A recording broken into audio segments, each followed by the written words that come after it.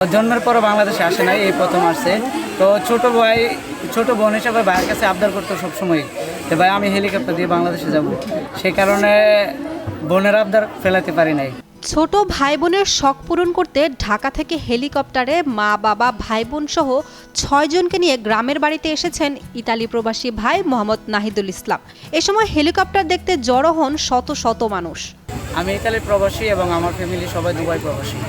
তা আমাদের ফ্যামিলি সবাই একসাথে বাংলাদেশে আসার বিদায় আমরা অনেক দিনের একটা শখ ছিল যে হেলিকপ্টার করে বাড়িতে আসা।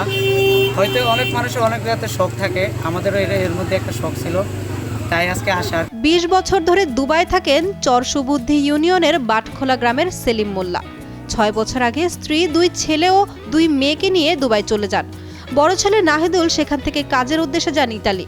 ঈদ উদযাপন করতে ঢাকায় পুরো পরিবার একত্রিত হয়ে হেলিকপ্টারে চড়ে চরসুবুদ্ধি ইউনিয়নের বাটখোলা বাছেদ খন্দকার বালিকা বিদ্যালয় মাঠে অবতরণ করেন। দেশ জুড়ে তোলপাড় ওয়ালটন ফ্রিজ কিনে আপনিও হয়ে যেতে পারেন মিলেনিয়ার। এ সময় ফুল দিয়ে তাদের বরণ করে নেয় স্বজন ও এলাকাবাসীরা। আমার ভাই বড় ভাই ২০ বছরের উপরে আছে আর কি দুবাইতে।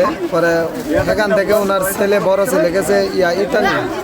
পরে ওদের ফ্যামিলি আপনার ওই শুধু ২ জন বাতিজি আছে, আর খুব শখ। বাটখোলা গ্রামে এই প্রথম হেলিকপ্টার দিয়ে কেউ বাড়িতে এসেছে। চোখের সামনে হেলিকপ্টার অবতরণ করা দেখতে পেরে খুশি এলাকাবাসী। তারা ছোট ভাই বোনের প্রতি বড় ভাইয়ের ভালোবাসাকে সাধুবাদ জানায়। পরিবার নিয়ে হেলিকপ্টারে চড়ে গ্রামের বাড়িতে আসতে পেরে খুশি নাহিদুলের বাবা। তিনি জানান, সন্তানের সাথে আসার সময় দেশের সুন্দর দৃশ্য দেখতে পেরে তিনি অত্যন্ত খুশি। হেলিকপ্টারে অনুভূতি অনেক ভালো লাগছে, দৃশ্যগুলো দেখে আসছি, অনেক ভালো লাগছে। আর এত দ্রুত গতিতে যে হেলিকপ্টার চলে তা আমার জানা ছিল না। সুজন বর্মনের পাঠানো তথ্যচিত্রে ডেস্ক রিপোর্ট। উর্মি আক্তার সোমা, কালের কণ্ঠ।